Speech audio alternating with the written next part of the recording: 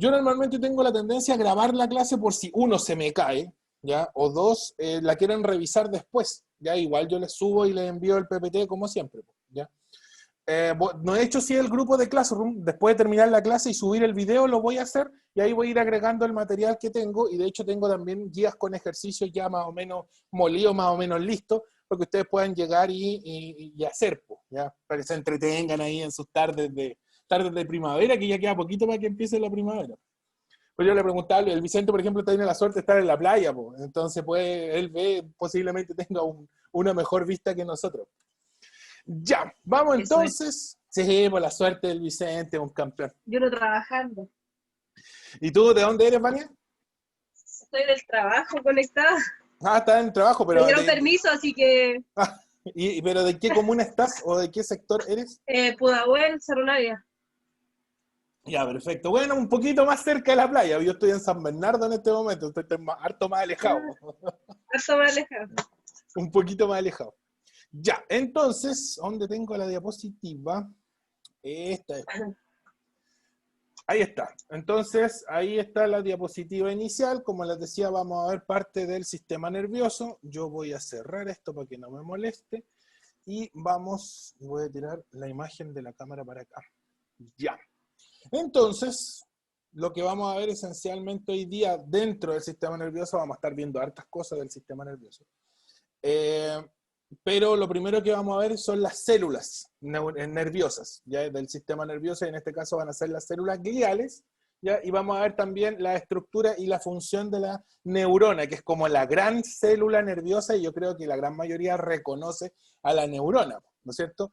Y después vamos a pasar, no creo que alcancemos hoy día, quizás una vista rápida a modo general de la organización del sistema nervioso y sus grandes divisiones, porque al final el sistema nervioso está muy subdividido, y su principal división es el sistema nervioso central y el sistema nervioso periférico, ¿ya? Y de ahí, lógicamente, vienen muchas más divisiones con respecto a esto, ¿ya? Vania, si por ejemplo hay algo que no puedes ver porque está en el teléfono, me avisas o me escribes por el chat, porque yo tengo una segunda pantalla en donde tengo precisamente el chat. Si ustedes escriben y ven que estoy mirando como para el lado, como ahora, es porque esencialmente estoy mirando la otra pantalla, ¿ya? Vamos entonces, células gliales, que son un tipo particular de célula nerviosa. A ver, primero que nada, y se las proyecto todas para que las puedan ver y las puedan reconocer. El sistema nervioso, como estructura, como tal, nace de los anexos embrionarios. Cuando el embrión ya se está formando, aparecen tres estructuras que nacen ya de los tejidos que no están diferenciados y que comienzan progresivamente a diferenciarse. Y uno de ellos es el ectodermo. Ya está el endodermo, el mesodermo y el ectodermo. El mesodermo normalmente forma el sistema digestivo, ¿ya? El endodermo forma el sistema circulatorio, ¿ya? Y otras estructuras, ya no solamente, pero principalmente forma el sistema circulatorio. Y el ectodermo forma el sistema nervioso en los mamíferos, y en gran parte de los vertebrados es así, ¿ya?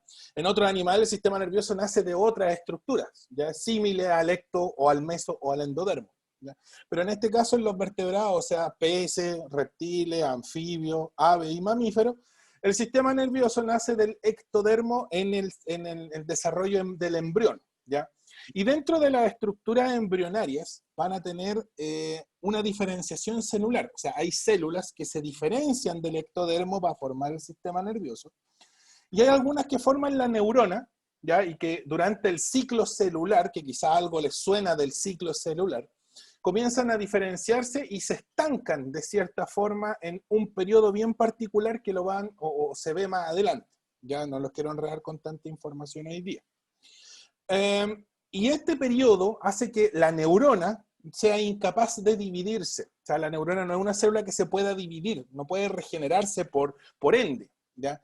Pero a diferencia, hay otro tipo de célula nerviosa, ¿ya? Más pequeña, más chiquitita, que también sale del ectodermo, que se llama las glías o neuroglias, ¿ya? Glías o células gliales, como aparece ahí en el encabezado de la diapositiva, ¿ya? Glías, células gliales o neuroglias. Y las neuroglias o glías son unas células mucho más pequeñas, pero que no tienen la funcionalidad que tiene la neurona, ¿ya? La neurona tiene una gran función y es una célula que solo ella solo ella cumple dicha función, que es la conducción del impulso nervioso.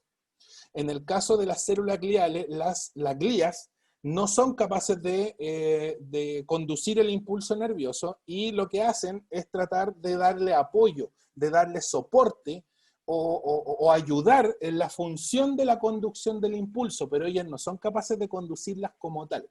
Son células muy pequeñas, normalmente entre 1 a 10 veces más chicas que la neurona como tal, y la idea que tienen, o el principio básico que tienen las glías es dar apoyo, dar soporte, sostén, ayudar a la neurona para que la neurona solamente se concentre en la conducción del impulso nervioso. Y dentro de esto aparecen 5 células que son las que tienen ahí ustedes en el PPT.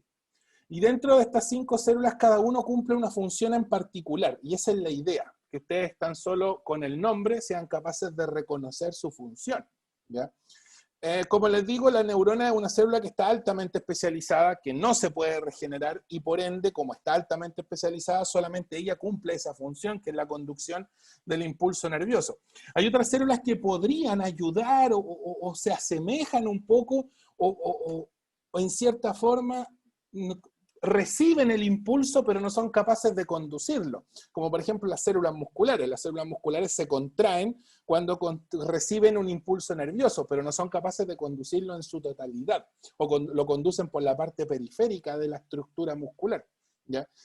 La neurona no, pues toda la neurona está presta para recibir el impulso, conducirlo y pasarlo a la neurona siguiente, y esa es una habilidad que solamente tienen las neuronas. Las glías lamentablemente no son capaces de conducir el impulso nervioso, son más chicas, pero tienen una ventaja. Las glías sí se pueden regenerar y sí se pueden dividir porque ellas no están en ese periodo exclusivo de diferenciación. Por lo tanto, una célula glial puede dividirse, puede crecer y regenerar un tejido, ¿ya? Como también los problemas que tiene la regeneración celular o el crecimiento celular. Por ejemplo, ustedes pueden encontrar los tumores del sistema nervioso, un tumor en el encéfalo, por ejemplo, normalmente a causa de que una glía empezó a crecer sin control y no se reguló de la forma que tenía que haberse regulado y generó un tumor, ¿ya? Por lo tanto, los tumores del sistema nervioso son productos de las glías. Nunca un tumor va a ser producto de una neurona, porque la neurona es una célula que al no poder dividirse, no puede crecer sin control, ¿ya? No puede aumentar su número sin control. A diferencia de, como les digo, las glías sí lo pueden hacer. Por lo tanto, si llega a aparecer alguna vez o se encuentran con una pregunta en donde les digan de dónde provienen los tumores o a causa de qué células son los tumores del sistema nervioso, inmediatamente ustedes tienen que pensar en las células gliales o las glías, ¿ya? Ya, vamos a dar la función de cada una de las que tienen ahí. Tenemos el astrocito, tenemos la microglia, el oligodendrocito, las células de Schwann y las células ependimales. Ya, vamos viendo una por una. De hecho, las tengo yo definidas para que no tengan que estar anotando nada y ustedes simplemente después puedan estudiar o repasar en base al PPT nomás, pero la idea es que yo se los explique. Ya, ¿qué es lo que hace el astrocito? El astrocito, que tiene forma de estrella, por eso es la forma de astrocito, es una célula que es como el 10% del tamaño de una neurona.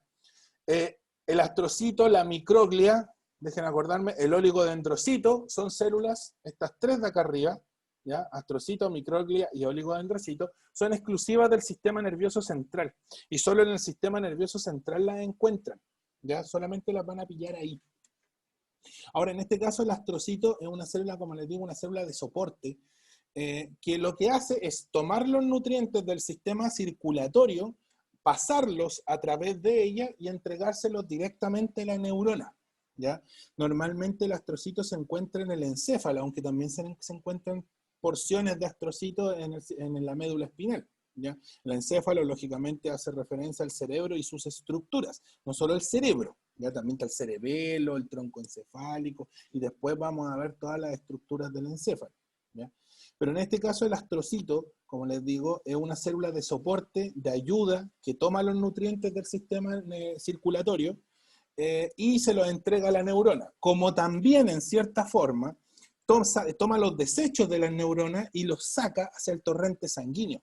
Por lo tanto, la neurona lo único que hace es estar sentada, trabajando, conduciendo el impulso nervioso, y a ella la alimentan, y aparte de eso, le sacan los desechos. Y quien hace ese trabajo son los astrocitos, ¿ya? Los astrocitos, entonces, como les digo, son células de apoyo, en este caso, y apoyan, lógicamente, la función de la neurona. La neurona, como que la neurona no sabe alimentarse por sí sola, la tienen que alimentar. ¿Y quién la alimenta? Ahí está, el astrocito. Principalmente lo van a encontrar en el sistema nervioso central, forma una barrera, como una telilla que se encuentra entre el cráneo y el encéfalo, y lógicamente forma esta red de sangre o de tejido sanguíneo que va tomando los nutrientes de los capilares y se los va entregando a las neuronas. O sea, si yo partiera un encéfalo, abriera el cráneo, me encontraría con una tela de color blanco. Esa tela de color blanco debería ser una capa solo de astrocitos, que es la que está nutriendo las neuronas, que son las que se encuentran directamente en el encéfalo, ¿ya? Ahí va el que quiera hacer ¿cómo se llama? Neurocientífico, quiera ser doctor en neurología, y ahí entonces para que se acuerde del astrocito. La microglia es una célula del sistema inmunológico, es un fagocito, ¿ya? Es un glóbulo blanco, en cierta forma. Y este glóbulo blanco es exclusivo del sistema nervioso central. De hecho, son 11 fagocitos, 11 glóbulos blancos distintos por tejidos. Ya hay glóbulos blancos que se encuentran solo en la musculatura, otros que se encuentran solo en el sistema digestivo, hay otros que se encuentran solo en la sangre. Y en este caso, la microglia es el glóbulo blanco del sistema nervioso central. Por lo tanto, quien limpia y mantiene ordenada la casa y que no permite bacterias y se come los desechos, etcétera, son las microglias. Y las microglias, como les digo, se encuentran principalmente en el sistema nervioso central y lo mantienen limpio, porque el sistema nervioso central es muy delicado en ese sentido y no puede tener desechos metabólicos que generen molestias. ¿Ya? Por lo tanto, las microglias lo que van a hacer en este caso es tratar de tomar comerse cualquier desecho y también agentes externos, bacterias y residuos de células que lógicamente hayan muerto producto de una infección, ¿ya? Por lo tanto, la microglia es el fagocito del sistema nervioso central. No se olviden. En el sistema nervioso central es la médula espinal y el encéfalo. No es más que eso. Todo lo que se encuentre para afuera es parte del sistema nervioso periférico. Y lo vamos a ver más adelante, ¿ya? El oligodendrocito, y aquí empezamos con las células un poquito más funcionales. Ya, la célula de Schwann y el oligodendrocito, que ustedes lo pueden ver ahí bien grande, cumplen la misma función. El problema es que se encuentran en sectores distintos.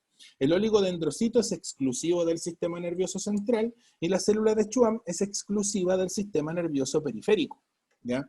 El oligodendrocito lo que hace es, bueno, y la célula de Schwann también, lo que pasa es que están en distinto lugar, ¿no? ¿Ya? Pero en realidad su función es la misma, en ambas células. Ambas células secretan una sustancia en la neurona que se llama la vaina de mielina, que recubre el canal principal de la neurona por donde se conduce el impulso nervioso. Por lo tanto, en cierta forma secretan una sustancia que es lipídica, es un lípido, y que este lípido aísla el impulso nervioso del canal, lógicamente neuronal, o el canal de la neurona, que lo vamos a ver más adelante cuando veamos la neurona. No los quiero enredar todavía con tanto nombre. Por lo tanto, ¿quién secreta este aislante, esta protección, este recubrimiento que tienen los canales principales de las neuronas? Son el oligodendrocito y la célula de Schwann, ¿ya? Siempre dando apoyo y ayudando a las neuronas en las glías. Es una de las principales características que tiene. El oligodendrocito lo hace en el sistema nervioso central, normalmente secreta mielina hacia varias neuronas, como ustedes lo están viendo ahí. Ahí si se dan cuenta, ahí pueden ver un tubito de color en el centro de color azul, y un tubo medio amarillo, medio naranjo que lo recubre. Ya, en este caso, la mielina es esta protección que recubre la vaina central, el tubo central de color azul, que vendría a ser la neurona, ¿ya? El oligodendrocito, entonces, sistema nervioso central, secreta mielina, y la célula de Schwann, lo mismo, secreta mielina, pero se encuentra en el sistema nervioso periférico, ¿ya? Ahí hay una diferencia estructural del sector. Y las células ependimales, que son los últimos tipos de glías, ¿ya? Las células ependimales son células conectivas, células del tejido conectivo. Se encuentran entre tejidos. ¿ya? Hay muchas células que se encuentran entre tejidos y tejidos que separan otros tejidos, ¿ya? Como por ejemplo, si ustedes abrieran la caja torácica y se encontraran con el pulmón, no se van a encontrar inmediatamente con el pulmón, se van a encontrar con un tejido que lo recubre, que se llama pleura, ¿ya? Y la pleura es la que mantiene la presión interna del pulmón. Si se perfora la pleura, se perdería aire y la persona se ahogaría porque al tratar de inhalar se le escaparía el aire por este hoyito en la pleura. Cuando una persona recibe una puñalada, por ejemplo, recibe una bala en el pecho y no puede respirar, no es porque la bala haya perforado el pulmón, posiblemente es porque se perforó la pleura y ocurre un neumotórax. Ya que una diferencia, hay un error en la diferencia de presión. Entonces la persona inhala y el aire se le escapa por este hoyo que tiene ahora. Y eso lógicamente hay que tratar de mantenerlo presionado para que el aire no se le escape, y ahí pueda respirar sin problema. Las células ependimales son un tipo de tejido similar a la pleura, ¿ya? Entonces es un tejido que separa el sistema nervioso de otros tejidos. Principalmente lo van a encontrar entre unión de tejido, ya lo pueden encontrar entre el sistema nervioso periférico y el sistema nervioso central, lo pueden encontrar entre el tejido muscular, ya la musculatura como tal, y el sistema nervioso periférico. Entonces es capaz las células ependimales de separar un tejido de otro y entregarle nutrientes también, en cierta forma como que tienen también la función del astrocito, y entregarle nutrientes a las neuronas de ese tejido en particular, ¿ya? Entonces, las células ependimales son tejidos que separan, son células separatorias de un tejido y de otro, principalmente cubriendo y protegiendo las células nerviosas o el tejido nervioso, ¿ya? 5 células entonces, astrocito, lo vamos a encontrar en el encéfalo, entrega nutrientes principalmente. La microglia, que es el fagocito, el limpiador, es como el camión basurero que tiene que mantener a este encéfalo, a esta ciudad, por así decirlo, limpia. El oligodendrocito y las células de Schwann, que tienen la misma función, secretan mielina, pero el oligodendrocito solo en el sistema nervioso central y la célula de Schwann solo en el sistema nervioso periférico, ¿ya? Y las células ependimales, que lo que van a hacer esencialmente es... lo que hacen es separar un tejido de otro y entregar nutrientes principalmente entre el sistema nervioso central y el sistema nervioso periférico, ¿ya? ¿Alguna pregunta hasta este punto? De momento, por mi ¿No? parte, no. ¿Todo claro? Todo ¿Vania? claro por mi parte. ¿Sí? Vicente dice que sí. ¿La Sí, Vania? todo claro hasta ahora. Ya, perfecto. Recuerden que cualquier duda, consulta, tienen que pararme porque puede ser que se me arranque la moto y me ponga a hablar. ¿Ya? Ya, vamos entonces con el astrocito, perdón, ya vimos estas 5 células, ahí están esencialmente sus funciones, ¿ya? Y, bueno, ahí está cada una para que las puedan asociar. Y, lógicamente, su principal función, ¿ya? La neurona, que es la más bonita de todas. Esta es como la clásica célula que uno les pide dibujar a los chicos cuando están en el colegio, y la hacen algunos la dibujan más bonita, otros la dibujan más charcha, o la hacen en goma eva, en cartulina, etcétera. Como ahí cuando el profe de biología se transforma en profe de arte. Y muchas veces la neurona, que tiene muchas estructuras, se les pide dibujarlas precisamente porque tiene hartas cosas que diferenciar, ¿ya? Ahora esta es una neurona, lógicamente, fue la más bonita que pillé, no pillé una neurona más decente. Hay otras, lógicamente, más funcionales, como esa que está ahí, que en realidad así debería verse una neurona, siempre conectada con otra neurona. Es muy difícil o virtualmente imposible que una neurona, una célula que permite la comunicación celular, no esté conectada, ¿ya? Es virtualmente imposible, incluso en los seres más simples, como las medusas, por ejemplo, o los pólipos que se encuentran en la playa. Ellos igual aún así tienen un sistema nervioso bien rudimentario, pero tienen varias neuronas conectadas, pues, tienen poquitas, lógicamente, ¿ya? Ahora la neurona, lo que hay que tener claro con la neurona, y de hecho ahí están sus principales estructuras, yo les voy a ir tratando aquí de que vayan viendo, o que traten de imaginar un poco cómo funciona la neurona, ¿ya? Si se dan cuenta ahí, la neurona tiene una cabecita en la parte de arriba, voy a tratar de remarcarlo, ahí sí. La neurona, esta parte de acá arriba, ese es el cuerpo o soma neuronal, ya que de hecho sale definido, pero también se lo voy a explicar. Ahí se encuentra el núcleo de la neurona. Ahora ustedes pueden preguntarse para qué sirve el núcleo en una neurona si la neurona no se divide. Ya, efectivamente, no le sirve para poder dividirse, pero sí le sirve para sintetizar el ARN necesario para poder fabricar sus proteínas, porque las neuronas son de las células que más proteínas tienen, ¿ya? De hecho, sus proteínas, incluso como la misma célula, son muy, muy específicas y son muy exclusivas. Y ahí es donde aparecen, por ejemplo, los neurotransmisores, ¿ya? Que son secreciones exclusivas de una neurona y que ninguna otra célula del cuerpo es capaz de fabricar, ¿ya? Que son los neurotransmisores, son como mensajes químicos, y ahí pueden tener distintos tipos de neurotransmisores, y lo vamos a ver más adelante, ¿ya? Tenemos el canal axónico, que es este canal largo que se ve acá, que tiene como una diferencia de color, que son esencialmente la vaina de mielina, eso de color amarillo es la vaina de mielina. Si esta neurona es del sistema nervioso periférico, y esa es una clásica pregunta que se hace, esta vaina de mielina sería secretada por las células de Schwann, ¿ya?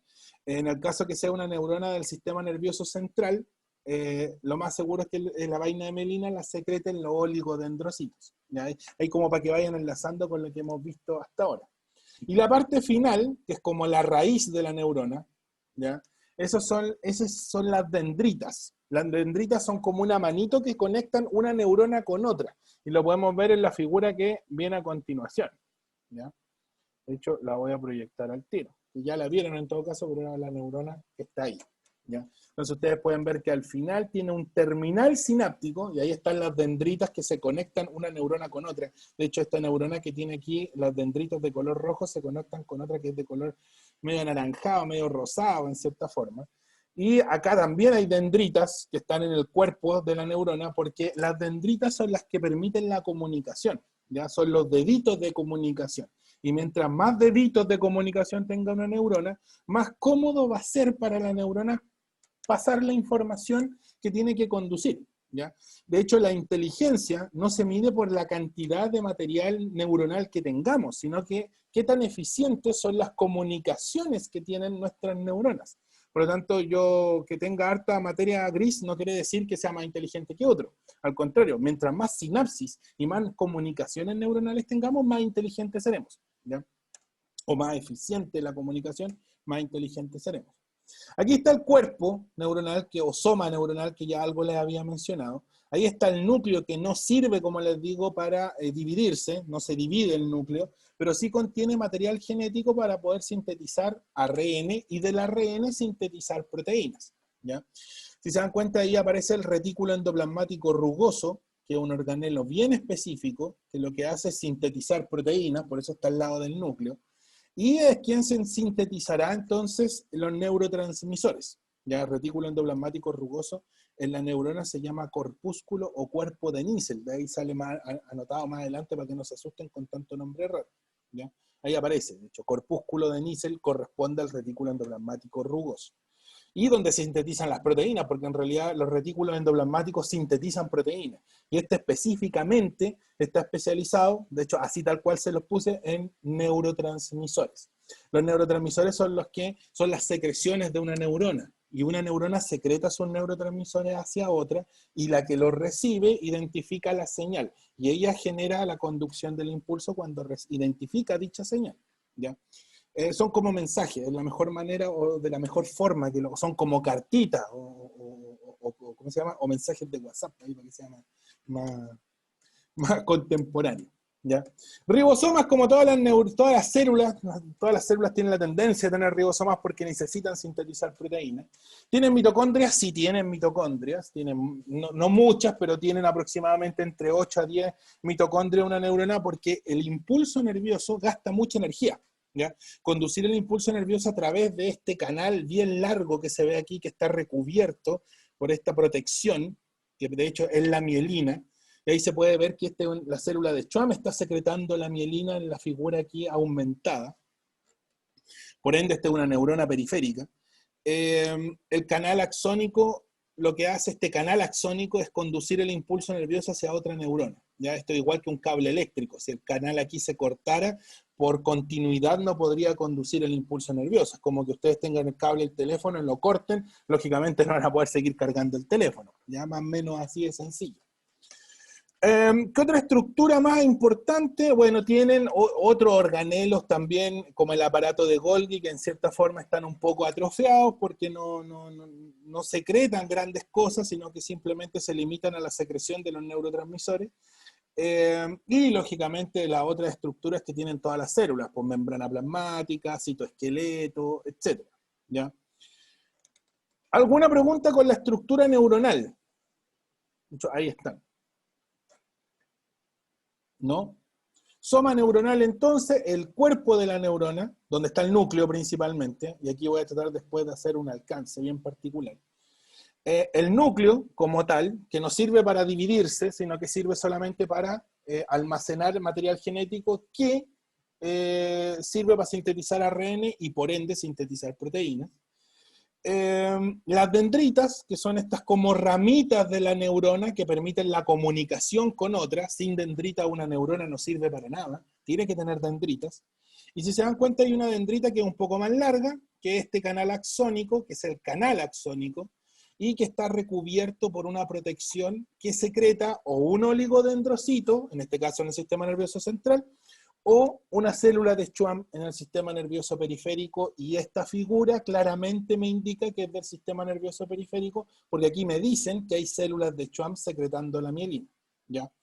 El canal axónico siempre asociarlo a un cable, ya tiene, igual que un cable del teléfono, el cable de corriente, tiene que estar aislado para poder ser eficiente en la conducción o conducir eficientemente lo que lleva.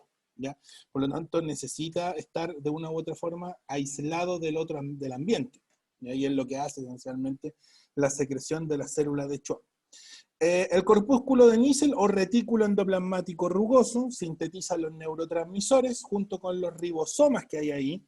El aparato de Golgi secreta las vesículas, son las pelotitas, ¿no es cierto?, que contienen a los neurotransmisores, pero eso lo vamos a ver más adelante. Por eso no le doy mucha vuelta con respecto a ese punto en particular. Y la mitocondria, que la mitocondria siempre va a tener esa función de respiración y le va a generar la energía necesaria a la neurona. Ahora, ¿la neurona gasta energía? Sí, en grandes cantidades. Yo creo que es la tercera célula que gasta más energía. La primera es la célula muscular, indiscutidamente. Basta con hacer así, ustedes mueven el dedo y gastaron millones y millones de moléculas de ATP. ¿Ya? Las otras células que gastan mucha energía son los espermatozoides, ¿ya? Y ahí no es que sea machista, sino que el espermatozoide como tal, al tener esa estructura que tiene, el flagelo que tiene que mover, va a gastar forzosamente más energía que el ovocito. El ovocito no gasta energía porque está estático esperando que llegue el espermatozoide ganador, ¿ya? De hecho, el ovocito es una célula que es 200 veces, 300 veces más grande que el espermatozoide, entonces no, sería muy difícil poder moverla, involucraría un gasto energético muy grande, ¿ya? Se mueve, pero como por la contracción uterina, el útero se mueve, se contrae levemente, y eso como que empuja un poco al ovocito, ¿ya? Y la tercera célula que gasta más energía, en este caso fácilmente es la neurona, ¿ya? Excluyendo, como les digo, las células musculares, que son las que siempre van a gastar más energía de todas, ¿ya? Incluso las células musculares internas, como las que forman los órganos, el corazón, el hígado, eso gastan enormes cantidades de energía, ¿ya? O el mismo riñón también, que al tratar de compensar hídricamente gasta energía también, ¿ya? Ahí ese caerían dentro de la definición de células musculares. Y por ende la neurona se especializó, ya tiene la incapacidad de poder replicarse. Ahora, y aquí es donde quería detenerme un rato, el sistema nervioso periférico, o las neuronas del sistema nervioso periférico, son bien particulares. Entiéndase sistema nervioso periférico desde la punta del dedo, ya desde las neuronas que se encuentran en su piel, hasta la neurona más cercana a la médula espinal. Cuando ya entro a la médula espinal, ya no estoy dentro del sistema nervioso periférico, o no soy parte del sistema nervioso periférico, soy parte del sistema nervioso central.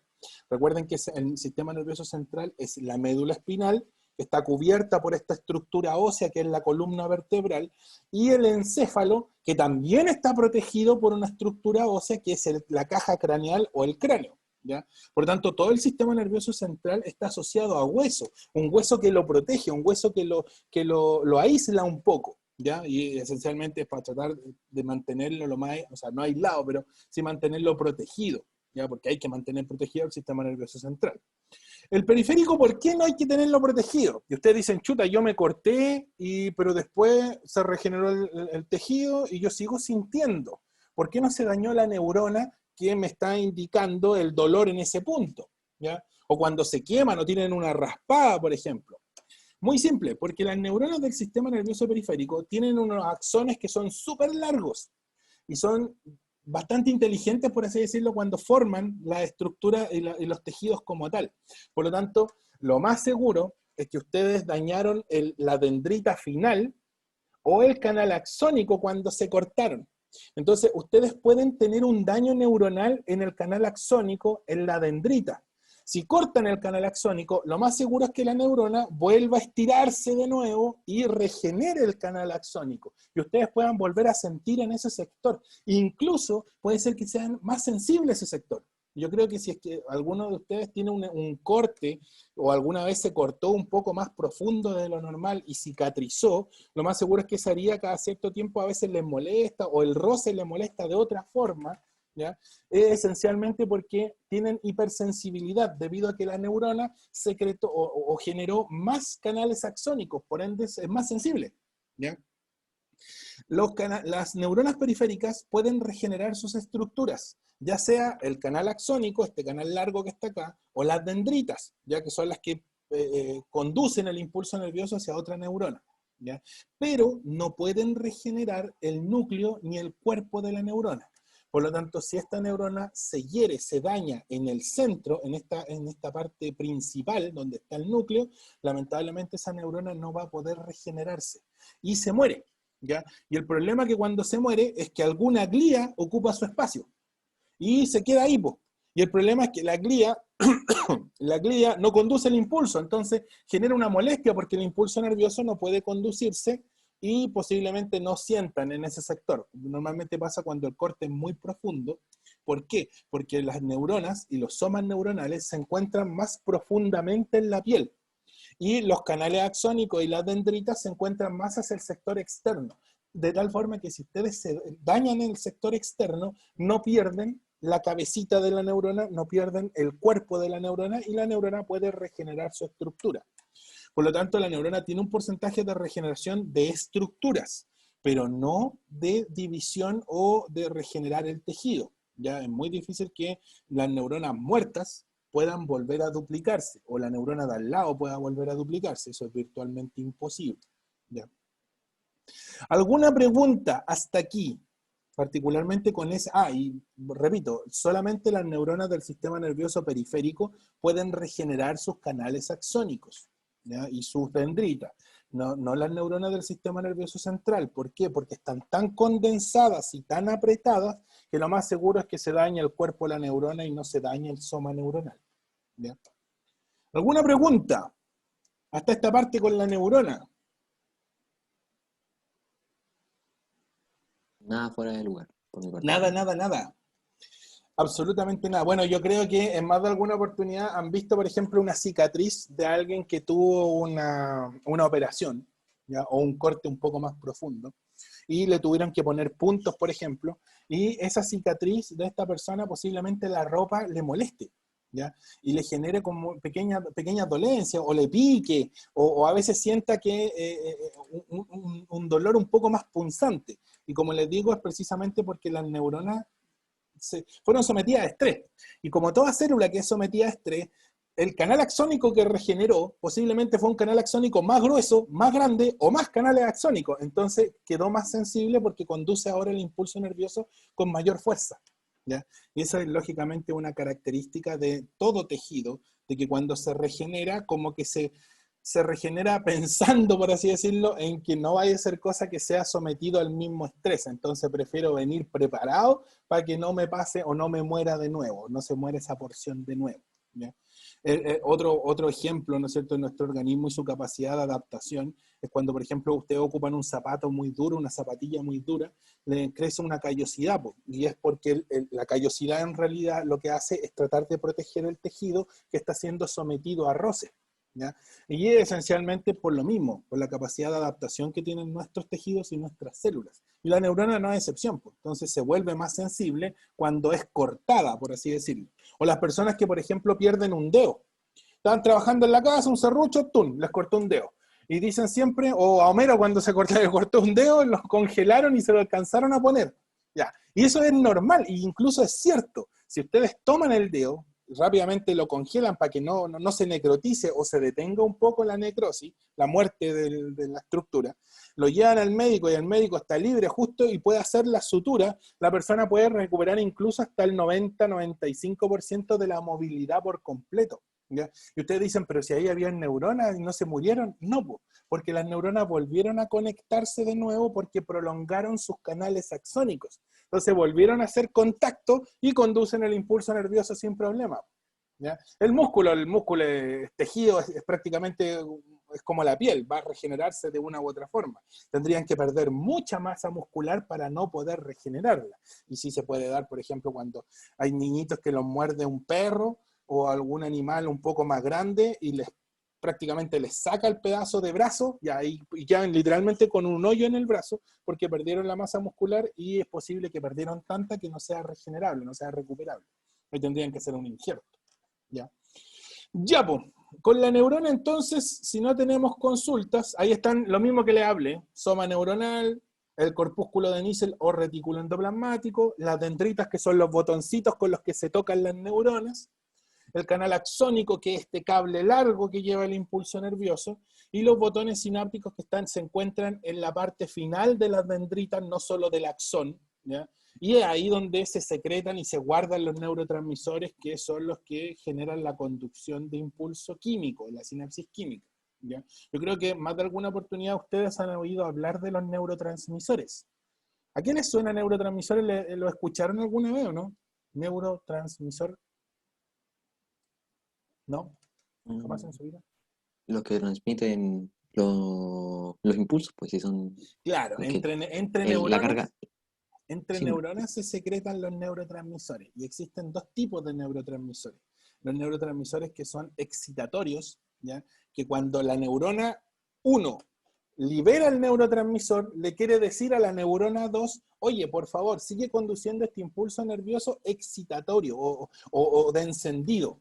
¿Ya? Entonces la neurona 2, al recibir el mensaje, lo lee y dice, tengo que seguir prendida. Y con tanta fuerza, perfecto. Y se mantiene encendida con la misma fuerza que posiblemente llevaba la otra neurona. Y la otra son los neurotransmisores inhibitorios, que tienen la tendencia a hacer el efecto contrario, a apagar.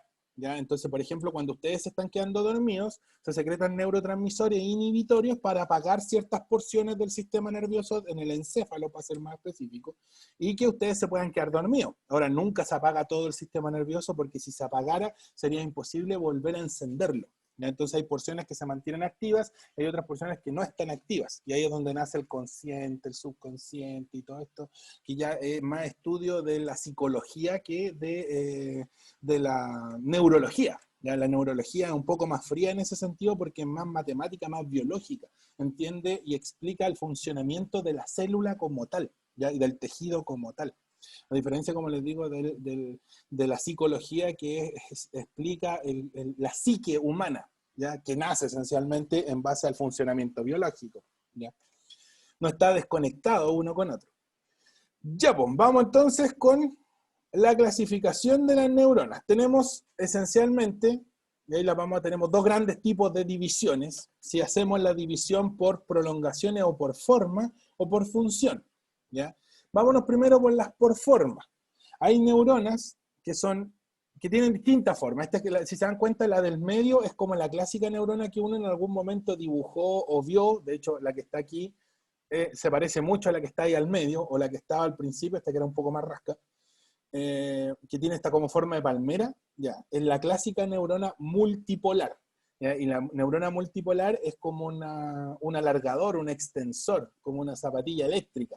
¿En qué sentido? En que permite conectar varias neuronas, es como un centro que recibe varios impulsos y lo hace converger en un único punto. ¿Ya?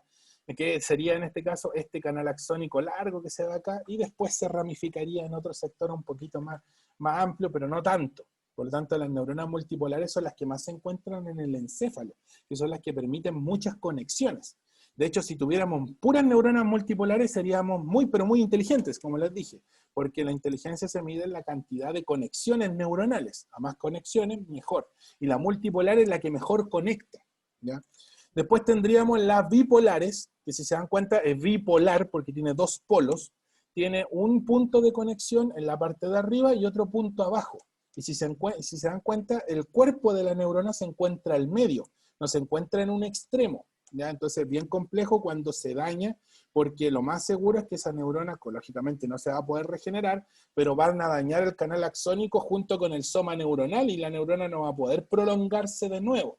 De hecho, la bipolar la van a encontrar en sectores muy cercanos a los ganglios nerviosos, muy cercanos al sistema nervioso central, a la médula espinal, ¿ya? Las multipolares las van a encontrar prácticamente en todo el sistema nervioso, principalmente en el central, y otro tanto en las terminales sensitivas, ¿ya? Que son principalmente las de los órganos de los sentidos. Y las pseudo-unipolares son puntos de conexión, ¿ya? No son literalmente como un alargador, no como una zapatilla.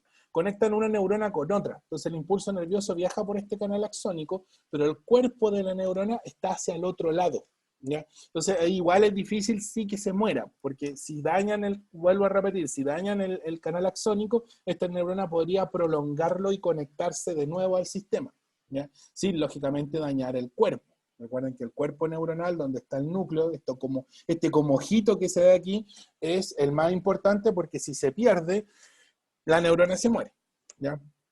Entonces las puedo clasificar en bipolares, pseudo-unipolares o unipolares, ahí depende si es que tienen un punto de conexión o dos. Y la clásica, que es la que, como les digo yo, la más bonita de todas, la multipolar, que es la que percibe gran parte de los estímulos y en la que prácticamente está conectando todo el encéfalo, ¿ya? Si las clasifico según su función, que a mí me gusta más la clasificación según su función que por su morfología o por qué tan bonita es, pues según su función, la clasificación es más simple, ¿ya? Las van a clasificar en neuronas sensitivas, que son las del sistema nervioso periférico, principalmente las que están asociadas a los órganos de los sentidos, ¿ya? Y que llevan información ascendente, por así decirlo. Un ejemplo muy común. Si ustedes se pinchan el dedo, ¿quién informa el pinchazo a su encéfalo? Es una neurona que va hacia arriba, que va en dirección ascendente. Y por ende, lo más seguro es que sea sensitiva, ¿ya? Porque, lógicamente, ahí lo dice el nombre, lleva la información de los sentidos. Las motoras son las que generan las respuestas, ¿ya? Y normalmente están conectadas a una estructura muscular en el 95% de los casos, ¿ya? ¿Por qué? Porque el músculo es el que va a generar la respuesta, no puede hacerlo la neurona. La neurona no puede moverse, ¿ya? Entonces le va a dar una orden a una célula que sí se puede mover, para en este caso yo dejar de pincharme el dedo, ¿ya? Entonces yo me pincho el dedo, sube la información al encéfalo, el encéfalo dice peligro, actívate respuesta, da la orden al músculo más cercano para que yo deje de pincharme, ¿ya? Que es lo que muchas veces uno siente cuando, por ejemplo, siente un roce o un pequeño piquete, por ejemplo, nos picó un zancudo, dice, ay, me picó un bicho, ya, ese acto tan rápido es generado ascendentemente hacia el encéfalo, por una neurona sensitiva, y la respuesta del ay, para tratar de sacar al bicho, es generada por una respuesta, por una neurona, o conducida, perdón, por una neurona motora. ¿Ya? Las neuronas motoras están conectadas con el sistema motor, el sistema muscular. Y son las que son los jefes de la musculatura. La musculatura no se puede mandar sola, ya sea que sea musculatura voluntaria o involuntaria. Yo la controle o se controle, entre comillas, sola. De una u otra forma, una neurona le va a estar dando la orden de contracción, ¿ya? Y las otras son las de asociación, o interneuronas. Las de asociación o interneuronas se llaman interneuronas porque están entre el sector sensitivo y el sector motor, ¿ya? O de asociación porque asocian la información. Entonces son las neuronas de la inteligencia, por así decirlo, ¿ya? Y son las que interpretan la información del medio ambiente. Si ese pinchazo valía la pena moverse o seguir pinchándome, porque podría ser que el pinchazo no sea tan fuerte, o yo sepa que me estoy pinchando y me puedo seguir incluso hasta pinchando, ¿ya? ¿Por qué? Porque yo sé que la información no es dañina, ¿ya? Las neuronas asociativas son las neuronas, como les digo, que generan la inteligencia. Por lo tanto, incluso los recuerdos. Y ahí es donde vienen los actos reflejos. Porque puede darse, por ejemplo, y de hecho este es el clásico ejemplo del reflejo rotuliano, no sé si alguna vez le han hecho ese examen, los sientan con las piernas colgando, que no toquen el piso, y les pegan con un martillo en la rótula, y el pie o la pierna se mueve completa, siendo que en realidad me están pegando solo en la rótula. Ese es un acto reflejo. Mi organismo sintió el golpe y generó la respuesta de forma inmediata, moviendo la rótula para que no me sigan pegando, ¿ya? Y todos los mamíferos tienen el reflejo rotuliano. Un perro, un gato también lo tienen. Si ustedes colocan al gato o al perro con las piernas colgando y le pegan en la rótula, también se les va a mover la piernecita de forma involuntaria. Ahora, lógicamente, no le van a pegar fuerte. Tiene que ser un golpecito despacio, ¿ya? Esas son, entonces, los 3 tipos de neuronas según su función.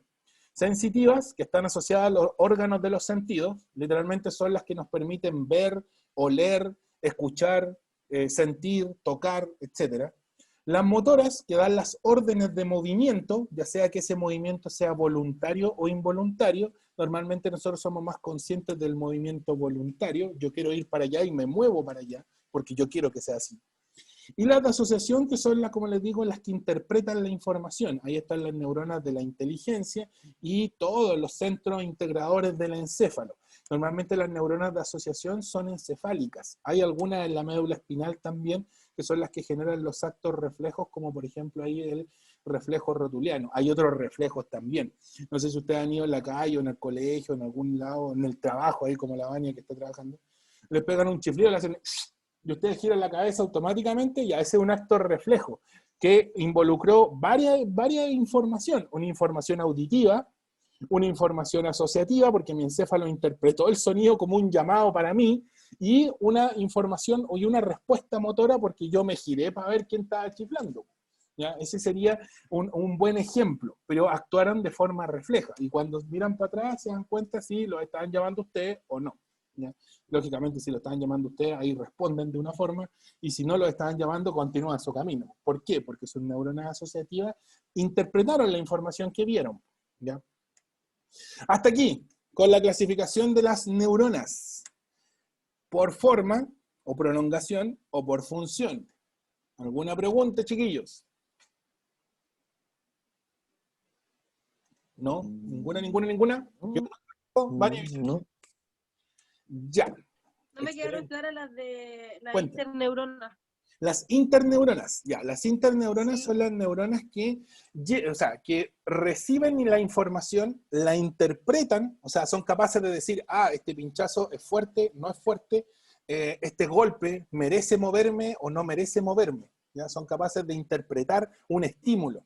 Se pueden encontrar en el sistema nervioso central, ¿ya? Principalmente en la médula espinal, o en su defecto los van a encontrar prácticamente en todo el encéfalo. Entonces, ellas son las que interpretan la información. Si la información, la neurona sensitiva identifica un pinchazo, la neurona lo único que hace es conducir el impulso y llevarlo, ¿ya? Va a llegar al médula espinal, a una interneurona, o al encéfalo, ahí depende de qué tan fuerte sea el pinchazo, o qué tan rápido ocurrió. La interneurona identifica el pinchazo y dice, no, esto es muy fuerte, mejor generemos una respuesta. Y envía la orden hacia una neurona motora. Y la neurona motora conduce el impulso nervioso hasta la musculatura, y la musculatura se mueve, porque es lo único que sabe hacer. Le dieron la orden, muévete.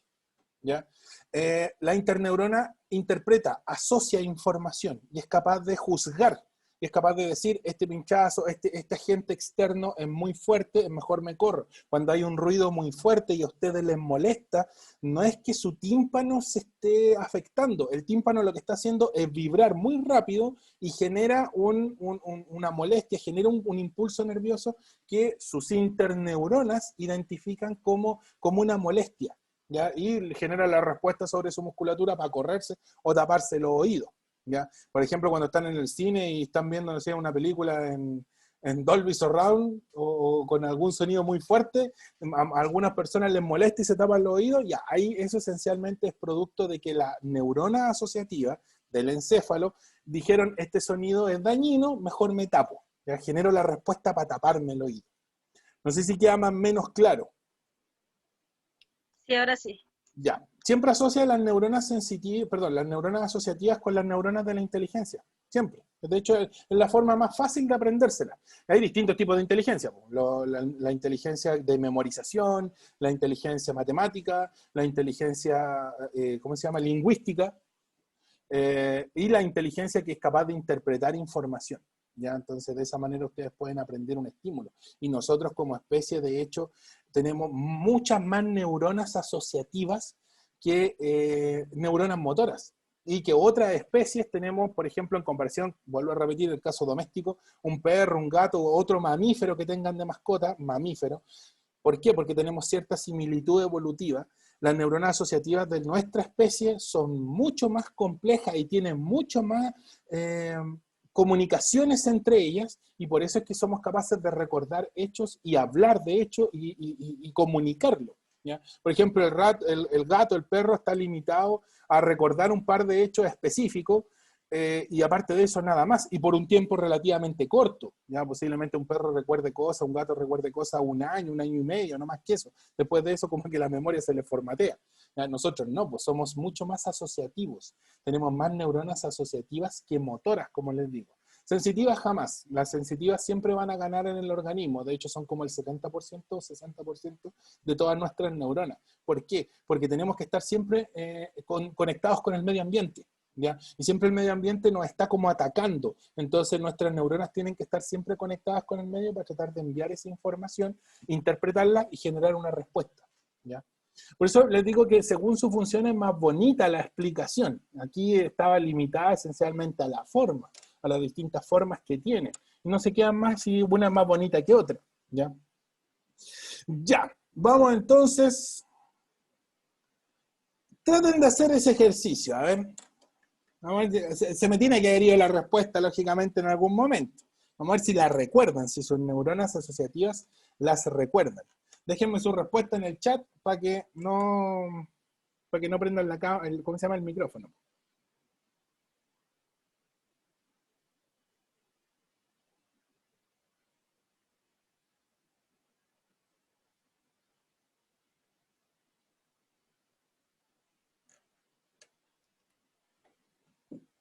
¿Cuál será?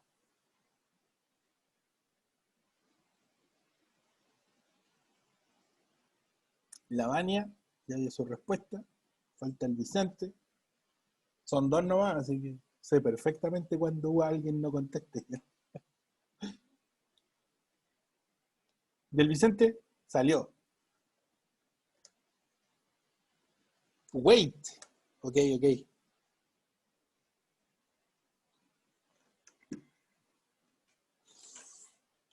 ¿Cuál podrá ser?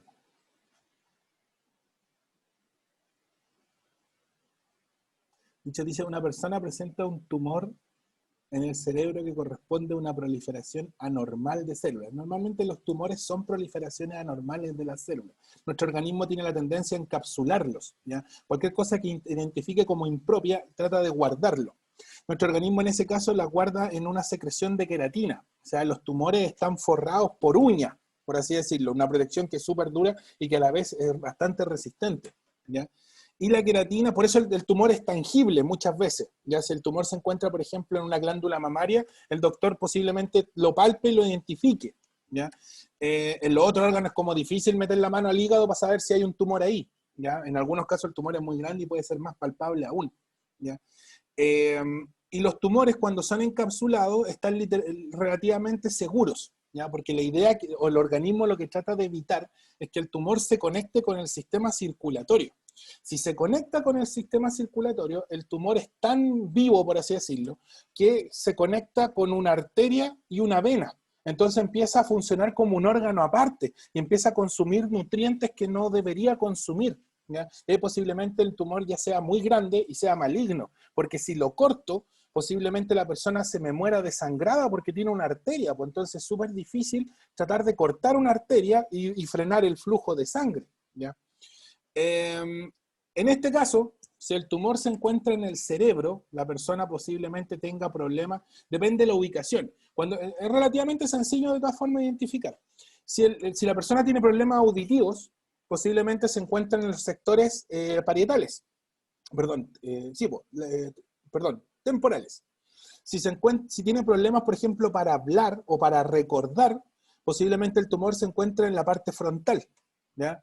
Si tiene problemas para ver, es fácil, pues se encuentran en los lóbulos occipitales, acá en el sector más cercano a la nuca, ¿ya? O si tiene problemas con el olfato, con el gusto, se encuentra posiblemente en la parte de acá arriba del encéfalo, en el sector, ahí sí, parietal, ¿ya? Pero los tumores, o los únicos tumores que se pueden encontrar en el cerebro, y ustedes lo pusieron de forma correcta, muy bien, en la letra E, son de células gliales. Nunca las neuronas son tan buenas que jamás les van a generar un tumor, ¿ya? Porque no se pueden dividir, por lo tanto no pueden proliferar anormalmente, ¿ya? Por ende, la alternativa correcta, muy bien, es la letra E. Veo que quedó claro entonces esa... Ya, la próxima clase vamos a partir viendo esto, la comparación con el sistema nervioso y el sistema endocrino, que tienen funciones similares, ya, pero por vías distintas, el sistema nervioso por su propia vía, que es la vía nerviosa, y el sistema endocrino por la vía circulatoria. Y lamentablemente el sistema endocrino, por así decirlo, es un poco más patúo y hace las secreciones hacia la sangre, porque la sangre las mueva, una cosa así. La ventaja de eso es que va a llegar a todo el organismo una hormona. Una hormona puede afectar todo el organismo porque al viajar por la sangre que recorre todo el organismo, se asegura, por así decirlo, de que va a llegar a todas las células. El sistema nervioso no, pues es más específico, es más rápido también. La respuesta debe ser más rápida por parte del sistema nervioso que por parte del sistema endocrino.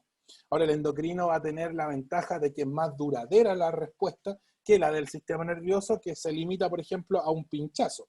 Pinchan, genera la respuesta, me muevo, dejo de pincharme y hasta ahí llegó el fenómeno. Una hormona, por ejemplo, es súper complejo porque ustedes, por ejemplo, fueron sometidos a la hormona del crecimiento por años, 14, 15 años, uno un poquito más, un poquito menos, y generaron su tamaño final, ¿ya? Y estuvieron todo ese tiempo secretando hormona del crecimiento. Y posiblemente todavía la estamos secretando porque tenemos que regenerar ciertos tejidos, y después de todo la hormona del crecimiento es como la hormona de la mitosis, ¿ya? Eso vamos a ver la próxima semana. No sé si quedaron con alguna duda de las células que vimos. Igual échenle un vistazo al video si es que tienen alguna duda. La ventaja es que siempre estamos grabando la clase, ¿ya? Voy a hacer el Classroom ahora. Voy a agregarle un par de preguntas, no muchas, unas 5 preguntas de lo que vimos. 5, sí, yo creo que unas 5 preguntas. Y el video con el PPT para que le puedan echar un vistazo igual un poquito para lo que se viene la otra semana, porque tenemos la otra mitad del PPT, ¿ya? Ya, chiquillos, si no tienen dudas, ninguna duda, ¿qué hora es? Nada. Justo a las 6, ya. Para que la Vania pueda volver a trabajar. Ya, chiquillos, cuídense. Que Ya. estén muy Muchas bien. gracias. Chao, Vania. Gracias, Chao, profe. cuídense. Saludos a la casa ya. Por supuesto. Que Chao. la haga bien. Chau.